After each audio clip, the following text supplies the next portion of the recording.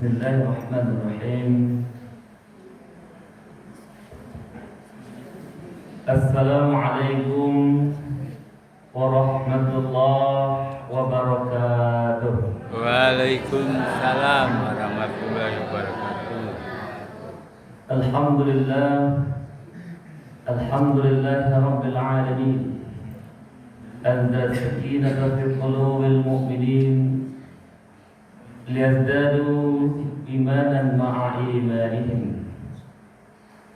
Ashhadu an la ilaha illallah wahdahu la syarika lah wa ashhadu anna Muhammadan 'abduhu wa rasuluh la nabiyya ba'da amma ba'd.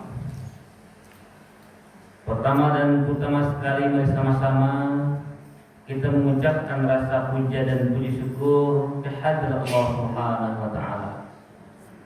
Berkalimpahan rahmat dan nikmat yang Allah berikan kepada kita hari ini, di subuh yang berkah ini, di subuh yang mulia ini, sepantas dan selayaknya kita mengulang-ulang mengucapkan kalimat Alhamdulillah Rabbil Alamin. Allah lah yang menidurkan kita sesaat, dan Allah lah yang membangunkan kita. Allah pula yang menggerakkan hati kita untuk menuju masjid ini.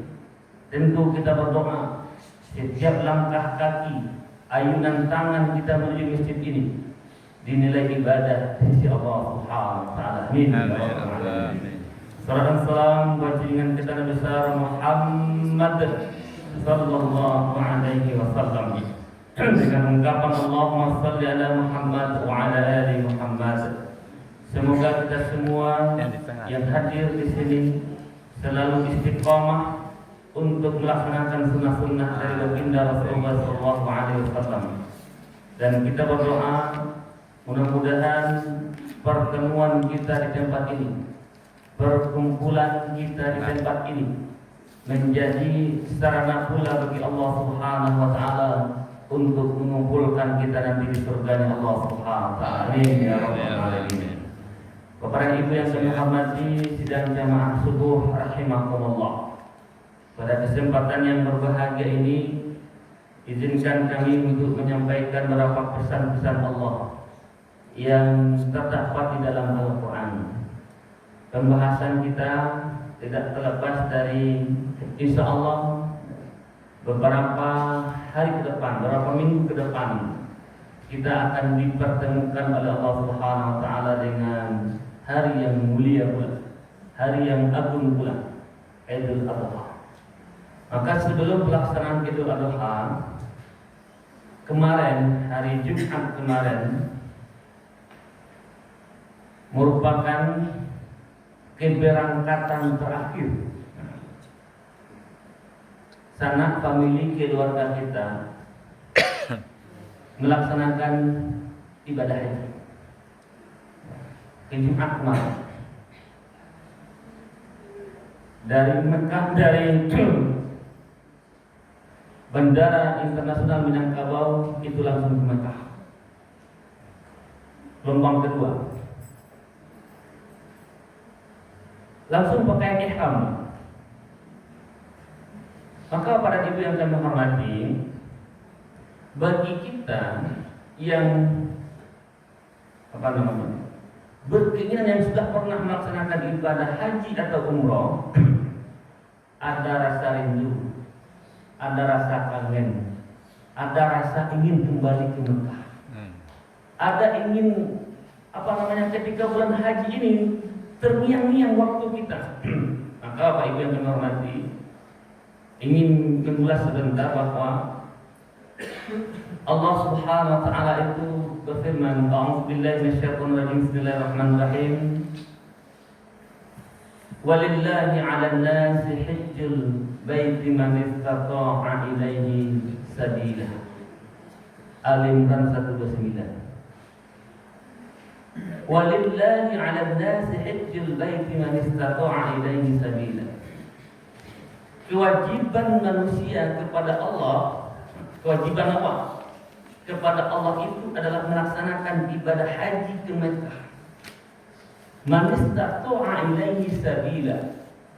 bagi orang yang sanggup melaksanakan perjalanan ke sana. Baik yang kami hormati, ketika Allah katakan di situ, walillahi 'alan nasi hajjul baiti, ke rumahnya Allah adalah Mekah. Bapak Ibu yang kami hormati, masih ada pemahaman awak, masyarakat awak yang berpikir, Pak, kalau haji itu tidak perlu ke Makkah. Pernah Pak tanggapan? Ya. Pernah. Pak, haji itu tidak perlu ke Makkah. Kamu Kapiaman ada. Kamu ada Kerinci, ke Jambi. Pak, haji itu tidak perlu ke Makkah. Cukup baik ke rumah guru saya. Tidak perlu tawaf, tidak perlu sa'i, tidak perlu ihram, tidak perlu yang lain. Masya Allah. Padahal Allah sudah jelaskan di sana, walillahi 'alan nasi hajjul baiti man istata'a ilaihi sabila. Wa atimul hajja wal umrata lillah. Banyak ayat dan hadis yang berkaitan dengan haji. Dan itu semua dijelaskan bahwa haji itu tempatnya adalah di Mekah dan di Mekah. Jadi Bapak Ibu yang kami hormati, ketika pemahaman yang semacam itu, wa'lamu wa nakin yajimah, tidak usah wapai ke Mekah leh, wapai ke tempat guru leh, tidak usah wapai ke Mekah leh, wapai ke Kerinci leh, tidak usah wapai ke Mekah leh, wapai ke situ leh. Bapak Ibu yang kami hormati, maka ketika Allah sudah katakan tempat pelaksanaan ibadah haji itu adalah di Mekah, di situ tawaf, di situ wukuf, di situ ihram, di situ sa'i, di situ semua. Jadi kalau ada Bapak Ibu yang berarti mana lo haji ini, lamu mana haji selawat, kamu apa haji ke Kerinci, jangan Pak. Jangan. Apa Ibu yang kami hormati? Dalam pelaksanaan ibadah haji itu ada beberapa hal yang ingin kita ambil pelajarannya. Di antaranya adalah ketika nanti Bapak Ibu yang kami hormati, ketika Bapak Ibu pernah pergi umrah, pergi haji, di antaranya adalah memakai pakaian ihram. Memakai pakaian ihram. Pakaian ihram itu pakaian yang tidak berjahit, pakaian yang serba putih, pakaian yang serba putih. Apa pelajaran yang dapat kita ambil dari memakai pakaian ihram itu? Apa yang dapat kita ambil? Ketika nanti ternyata ibadah haji menggambarkan kepada kita bahwa tinggalkanlah pakaian-pakaian yang kita miliki. Kita ini hidup di muka bumi tidak memakai pakaian apa-apa. Ketika di wukuf di Arafah memakai pakaian yang serba putih dan tanpa jahitan, kita pun terlahir tanpa pakaian. Pun nanti ketika datang ajal tiba, fa iza jaa ajaluhum la yastakhiruna sa'ah. Ketika Allah memanggil kita, tidak ada pakaian-pakaian yang kita pakai, hanya pakaian putih. Apa itu? Kain kapan? Ketika wukuf di Arafah kita pakaian putih tanpa jahitan. Ketika nanti kita meninggal dunia, kita diselimuti pula, dipakai pula kain kapan. Artinya apa Bapak Ibu yang kami hormati? Di muka bumi ini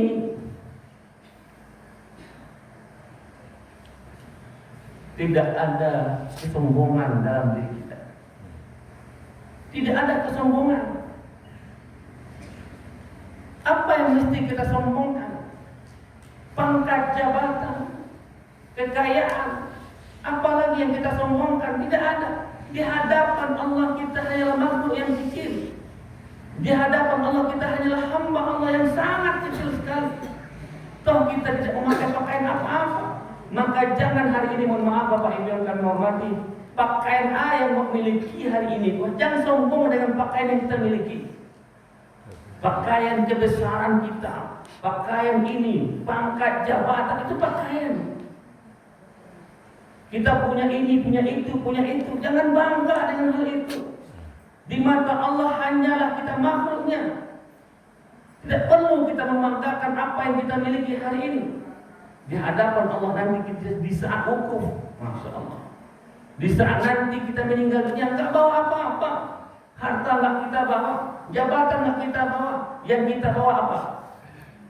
Amal. Yang kita bawa apa? Perbuatan amal soleh. Apa yang akan menghormati? Makanya Allah Subhanahu Wa Taala sudah memberikan gambaran kepada kita. Termasuk Bapak Ibu yang kami hormati, ada pakaian yang melekat, ada sifat yang melekat. Ketika kita baca sejarah, Nabi Adam alaihissalam diciptakan Allah Subhanahu Wa Taala. Diperintahkan oleh Allah Subhanahu Wa Taala iblis atau setan untuk menyembah, untuk sujud kepada Adam alaihissalam. Apa jawabannya iblis atau setan di saat itu? Maukah Adam dan iblis sujud kepada Nabi Adam? Tidak. Dengan sombongnya, dengan angkuhnya, iblis berkata, dan itu diabadikan dalam Al-Quran Al-Baqarah. Apa kata iblis atau setan? Ana khairum minhu. Ana khairum minhu. Saya lebih baik daripada dia. Saya lebih baik daripada dia. Bapak Ibu yang kami hormati, ketika ada bahasa dalam pikiran kita, saya lebih baik daripada dia, itu bukanlah pakaian awak, itu bukanlah sifat awak, itu bukanlah ucapan awak, tetapi itu adalah ucapan setan, ucapan iblis yang diabadikan dalam Al-Quran ketika dia tidak mau sujud kepada Nabi Adam alaihissalam. Dalam realita kita, Bapak Ibu yang kami hormati, itu kan iblis, itu kan setan iyo. Ini mohon maaf Bapak Ibu yang kami hormati, ketika ada maaf itu gak kares ketika dalam kehidupan kita, kadang-kadang sifat angkuh, sifat sombong, sifat membanggakan diri itu ada Pak, tanpa awak sadari. Contohnya Pak, kok ada sedikit-sedikit hal sesuatu misalnya, Pak Jaket itu ada kata udah yang ini ya, Pak Jaket wah ada kata udah ini. Atau bahasa yang lebih bagus lagi, ada nggak tahu deh apa ini? Ada dulu lagi dari mana sih? Pernah nanya apa? Ngomong apa ya? Ada lebih lo dari mana? Ada lebih garam nih, Masya Allah Pak. Karena kajian ini Pak tidak ada baik. Ini bahasa-bahasa yang kadang-kadang Pak menyombongkan diri kita, membanggakan diri kita. Padahal maaf, kalau dibaca dalam Al-Quran, itu kan sifatnya, ini pakaian bukan pakaian kita Pak. Ini pakaiannya iblis, ini pakaiannya setan yang membanggakan dirinya, yang menyombongkan dirinya, yang tidak mau untuk sujud kepada Nabi Adam alaihissalam. Sehingga bahasa-bahasa yang semacam itu muncul Pak. Nah, Ambo dah mengatakan orang yang mengecek itu sama iblis itu Pak. Tapi itu bukan pakaian Pak. Itu bukan pakaian awak, hilangkan pakaian awak. Kalau pakaian orang beriman itu adalah pakaian takwa. Makanya Nabi mengatakan, unzur man qala wa la tanzur man qala. Lihatlah apa yang disampaikan, jangan lihat siapa yang menyampaikan. Bapak Ibu yang kami hormati, jadi jangan kita merendahkan seseorang karena kesombongan kita. Ada tahu dia, datang ke baca lagi loh. Yang tahu dia. Dia lebih gede daripada maaf. Bahasa yang semacam itu yang kadang-kadang memberikan kita ingin menjatuhkan seseorang tapi membanggakan diri kita. Maka oleh sebab itu Bapak Ibu yang kami hormati, pakaian ihram itu memberikan kita bahwa tidak perlu kita menyombongkan diri terhadap apa yang kita miliki. Justru sebaliknya, apapun yang kita miliki nanti Allah mempertanggungjawabkan di hadapan Allah Subhanahu wa taala. Maka jadilah kita manusia atau makhluk Allah yang apa yang Allah miliki, apa yang kita miliki itu kita miliki mendekatkan diri kita kepada Allah Subhanahu wa taala. Kita punya harta, kelebihan harta, ya infak sedekah. Kita punya pangkat jabatan, ya dengan pangkat dan jabatan bisa bantu orang. Kita punya apapun ya kita bantu. Kita kembalikan di jalan Allah Subhanahu wa taala. Jadi Pak Ibu akan menghormati, dengan pakaian ihram itu sebenarnya memberikan pelajaran kepada kita bahwa tidak perlu kita menyombongkan dengan pakaian yang kita miliki. Yang kedua, Bapak Ibu yang akan menghormati, salah satu rukun haji yang kita laksanakan itu atau rukun umroh yang kita laksanakan itu ada yang dinamakan dengan sa'i. Sa'i. Apa sa'i, Bu? Lari kecil. Lari kecil dari Bukit Safa dan Bukit Marwah. Ini diambil dari perjalanan kisah ibunda kita Siti Hajar mencari air. Ditengoknya di Safa enggak kelihatan, berlari lagi di Bukit Marwah enggak kelihatan, berlari lagi. Akhirnya Ismail alaihissalam mengentakkan kakinya, keluar di sana mata air yang sampai saat ini airnya tidak pernah habis-habis. Ya, Bu.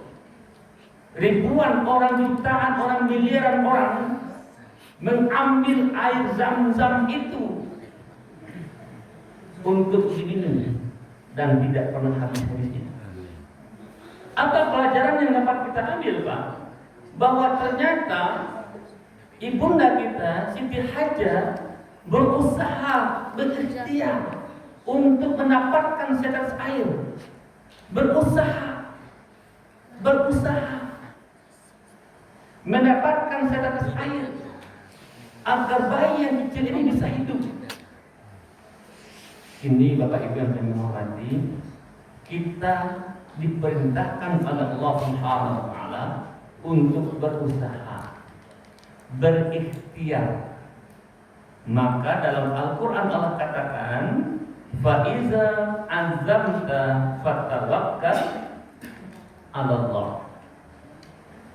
Berazamlah dulu, berusahalah dulu, baru bertawakal.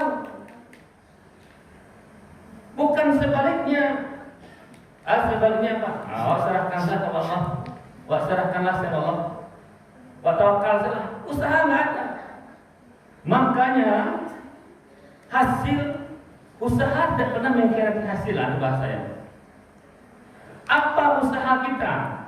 Contoh Bapak Ibu yang dihormati, aku yakin Bapak Ibu yang dihormati, kita yang ada di masjid ini, Masjid Al-Iman Katap yang ini, kepengen semua kita masuk surga. Betul tak, Bu? Kepengen masuk surga. Betul. Untuk menggapai surga itu harus usaha dulu. Usaha mencari surga. Maaf Bapak Ibu yang kami hormati, usaha. Ada usaha dari diri kita, ada usaha dari orang-orang terdekat kita. Ada usahanya. Nggak mungkin dia mau masuk surga. Mohon maaf, surga itu ada orang dalam. Nggak ada orang dalam. Kita yang usaha. Maka wa iza azamta fatawakkal 'ala Allah. Berusahalah dulu, baru bertawakal. Bapak Ibu sakit misalnya, mohon maaf sakit. Usaha untuk menyembuhkan, usaha dulu. Baik baru baik kemari. Satu baru berdoa. Ya Allah sehatkanlah, ya Allah sehatkanlah, ya Allah. Jadi Kalau kepengen apa yang kita inginkan, usaha dulu untuk mencapai itu. Ingin sukses, gapai, usaha dulu. Ingin apa, usaha dulu. Baru nggak serta-merta nanti dapat ujuk-ujuk dapat aja bisa. Maka ini pelajaran yang dapat kita ambil dari sa'i perjalanan. Bapak Ibu yang kami hormati, nah ini melaksanakan ibadah haji. Kembali ke topik pembahasan kita. Haji itu termasuk rukun Islam. Islam. Ketika Bapak Ibu yang kami hormati, jamaah atau masyarakat kita sedang melaksanakan ibadah haji, bagi kita yang berada di Indonesia, ada kewajiban kita melaksanakan ibadah kurban. Bapak Ibu yang kami hormati, dalam pelaksanaan ibadah kurban, aku ingin menyampaikan beberapa hal saja, Pak. Pertama, ini merupakan perintah Allah Subhanahu wa taala dalam surah Al-Kautsar ayat pendek. Bismillahirrahmanirrahim. Inna a'tainakal kautsar fasholli lirabbika wanhar inna syani'aka huwal abtar. Sesungguhnya aku telah berikan kepadamu nikmat yang banyak. Fasholli lirabbika wanhar. Maka dirikanlah salat dan berkorbanlah. Bapak Ibu yang kami hormati, begitu banyaknya nikmat yang Allah berikan kepada kita.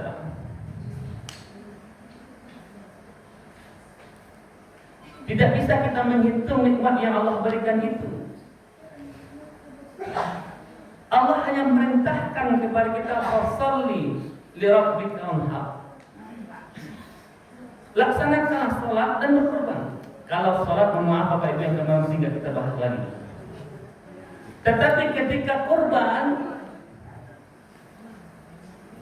begitu banyak nikmat yang Allah berikan kepada kita, tetapi kadang-kadang mohon maaf, kita ini lebih banyak berkeinginan untuk duniawi daripada untuk mendapatkan ketaatan kepada Allah Subhanahu wa taala. Bapak itu kecil Ustaz. Lebih banyak melaksanakan urusan keduniawian daripada urusan takwa kita kepada Allah Subhanahu wa taala. Di saat Allah memberikan gambarannya, wahai manusia, aku telah berikan kepadamu nikmat yang banyak. Kuperintahkan kepadamu untuk fasholli lirabbika wanhar, salatlah dan berkorbanlah.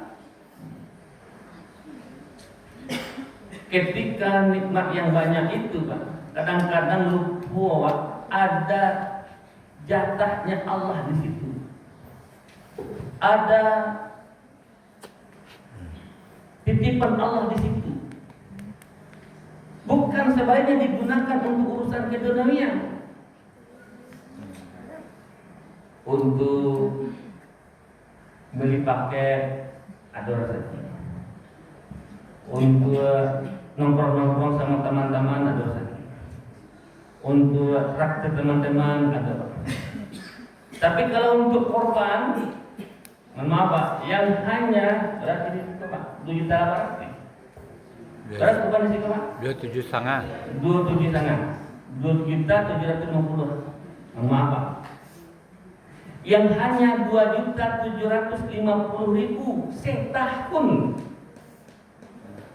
Nikmat Allah yang begitu banyak, nggak bisa Pak jadi peserta kurban.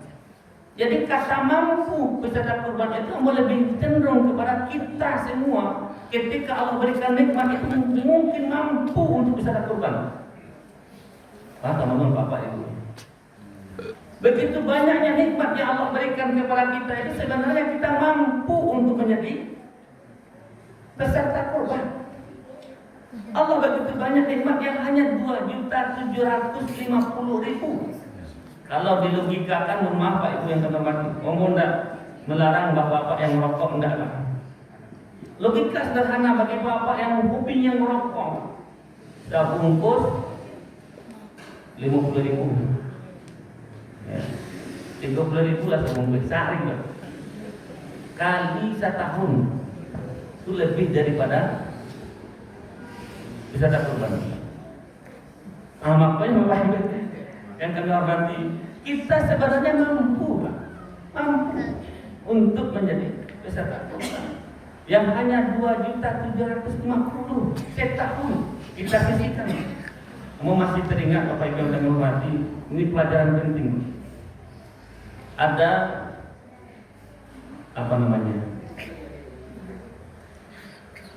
anak kecil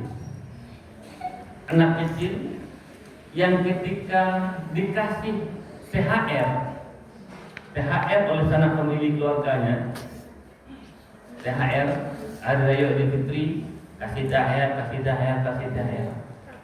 Uang THR itu dikumpul Pak. Pas ditanya, untuk apa THR nak?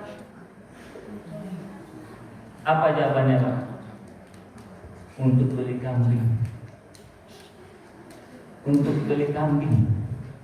Kambing ini dipilihnya kambing di kandang, dibawanya sendiri ke tempat penyembelihan masjid atau musala dekat rumahnya. Masya Allah Pak. Uang THR anak-anak itu ketika ditanya, kok banyak Pak? Untuk uang THR untuk beli pesawat, untuk THR balikin, dia beli THR untuk. Tapi yang satu orang ini untuk beli THR untuk beli kambing. Dibelinya kambing, dibawanya ke tempat penyembelihan hewan kurban. Ikhlas. Masya Allah Pak. Tersentuh hati saya. Anak kecil yang yang sudah berusaha semaksimal mungkin untuk menjadi korban. Walaupun uang THR, tapi niatnya betul-betul Pak. Ambo ingin namamu disebut sebagai peserta kurban, bangga bahagia dia. Bahkan ketika penyembelihan hewan kambingnya itu dia nangis lah. Waduh, perjuangan. Teringat ginilah pengorbanan Nabi Ibrahim alaihissalam penyembelihan. Kita menjadi seberapa apanya. Apa yang kami hormati? Nah, jadi dalam kesempatan yang berbahagia ini kami mengajak kita ini semuanya mampu, bisa menjadi peserta kurban. Bisa. Maka tinggikan keimanan kita, ketakwaan kita, sisihkan sebagian rezeki itu. Kan banyak kebutuhan Ustaz, banyak keinginan Ustaz. Kalahkan kebutuhan, kalahkan keinginan dengan ketakwaan. Kalau kita hanya berpikir tentang keinginan, kalau kita berpikir tentang kebutuhan, semuanya akan kalah Bang. Akan menjadi alasan semua. Wah, pitimu habis itu bukan jadi banyak Ustaz. Tapi ketika ketakwaan itu lebih tinggi daripada keinginan dan kebutuhan, semuanya akan bisa. Maka oleh sebab itu Bapak Ibu yang kami hormati, kita ini kan semua beranjak dari ketakwaan kita. Kalaulah yakin ada Allah, akanlah yakin ada Allah di samping kita. Allah yang membantu kita, Allah yang memberikan rezeki kepada kita. Wallahu wasi'un alim. Rezeki Allah itu amatlah luas. Kalaulah yakin kita dengan Al-Quran, yakin kita dengan Allah, Allah akan bantu, Allah akan tolong kita.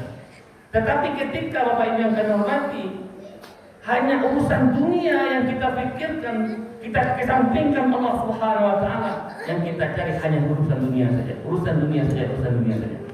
Nah, jadi ibadah kurban kita mampu. Yang kedua, dalam pelaksanaan ibadah kurban yang kita cari apa? Adalah bentuk rasa syukur kita kepada Allah Subhanahu wa taala. Kurban, akar katanya qurba yang berhubung kurbanan. Artinya mendekatkan diri kita kepada Allah Subhanahu wa taala.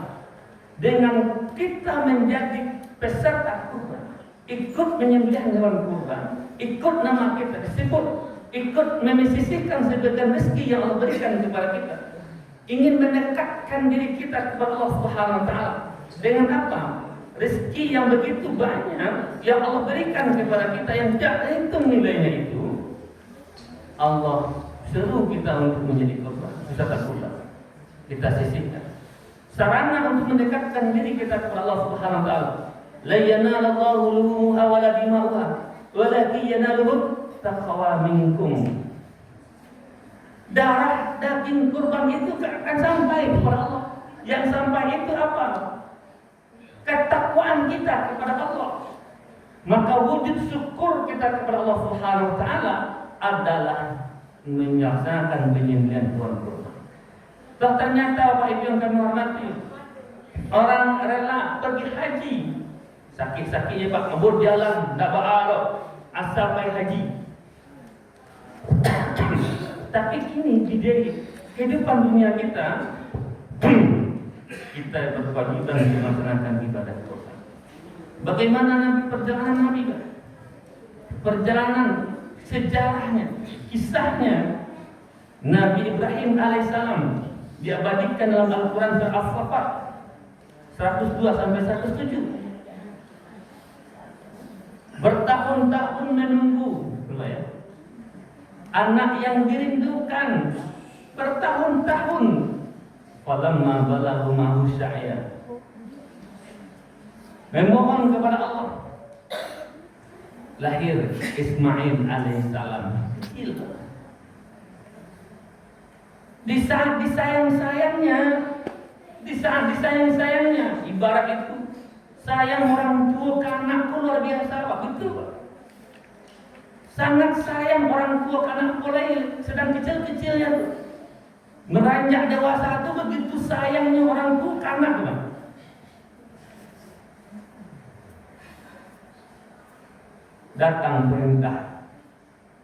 Datang perintah. Apa perintah? Kurban. Di saat Nabi Ibrahim alaihissalam banyak godaannya dari setan, ngapain. Nabi Ibrahim tetap kokoh dengan pendiriannya. Ini adalah perintah. Bapak Ibu yang saya hormati, memang banyak godaannya, Pak. Banyak rintangannya kalau kita melaksanakan perintah Allah. Tapi yakinlah ketika ini perintah Allah, laksanakan. Ketika Nabi Ibrahim alaihissalam ingin menyembelih anaknya tadi, Ismail, disembelihnya. Apa kata Al-Quran? Wa fadainahu bidzibhin 'adzim. Wa fadainahu bidzibhin 'adzim. Aku ganti dengan penyembelihan yang besar. Apa maknanya juga? Ternyata manusia tidak boleh untuk dijadikan korban. Manusia tidak boleh untuk dijadikan korban. Tidak boleh untuk dijadikan penyembelihan. Allah ganti dengan domba. Wa fadainahu bidzibhin 'adzim. Manusia nggak boleh disembelih. Dalam kehidupan kita sehari, manusia itu tidak boleh untuk dijadikan korban. Dalam realitanya Bapak Ibu yang kami hormati, di kehidupan kita, jangan mengorbankan manusia lain untuk kepentingan diri pribadi. Nah, ini bahasa saya, Pak. Jangan mengorbankan orang lain untuk kepentingan pribadi. Contoh. Awak lainnya ingin jadi apa. Yang diburuan orang lain. Awak ingin jadi apa misalnya, yang diburuan orang lain. Cukup tegakkan saya diri awak. Tegakkan saya bendera awak. Jangan diraban orang lain. Artinya jangan diburuan orang lain, jangan dikorbankan orang lain. Wah ingin jadi apa misalnya. Wah jadi pejabat, wah ingin jadi ko, jangan dikorbankan orang lain. Karena manusia itu tidak boleh untuk dikorbankan. Baik, Bapak Ibu yang kami hormati, ini masalah.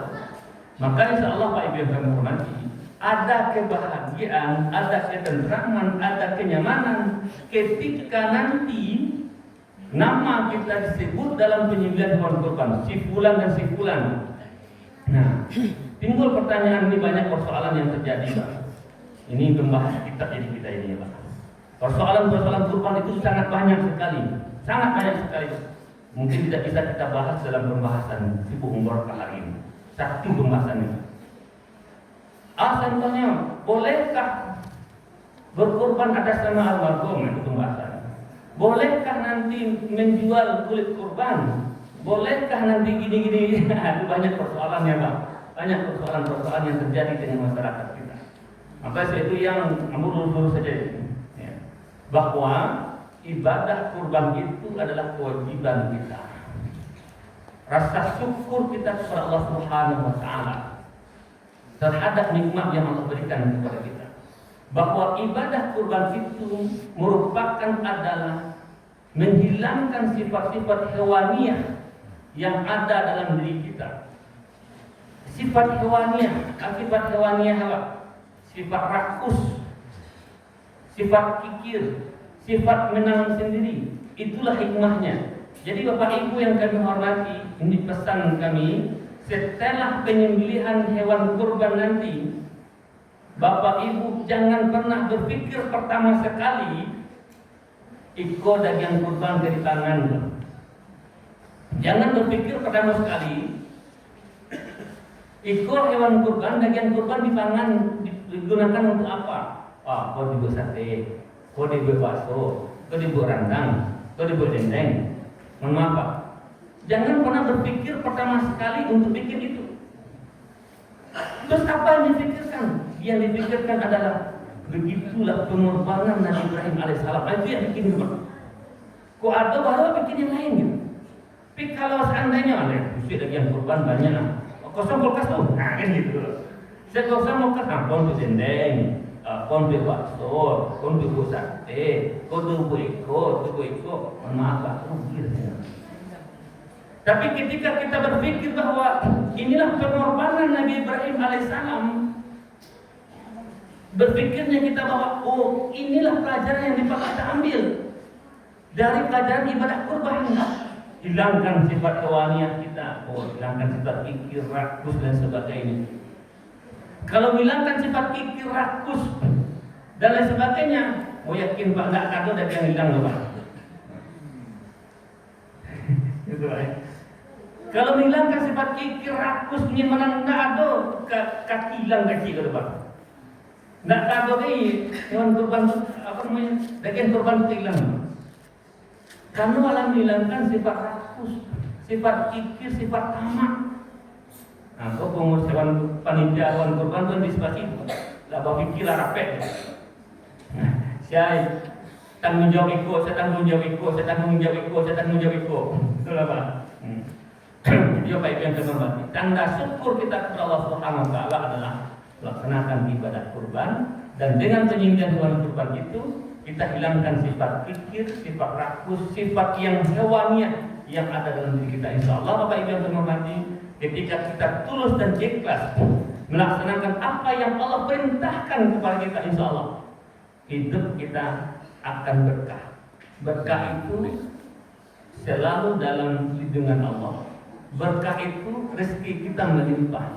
Berkah itu adalah sesuatu hal yang kita kerjakan selalu ditambah dan diberkahi Allah Subhanahu wa taala. Maka setelah itu Bapak Ibu yang hormati, dengan penyembelihan, dengan ibadah kurban yang kita laksanakan, insyaallah kita semuanya selalu dalam berkah dan ridhonya Allah Subhanahu wa taala.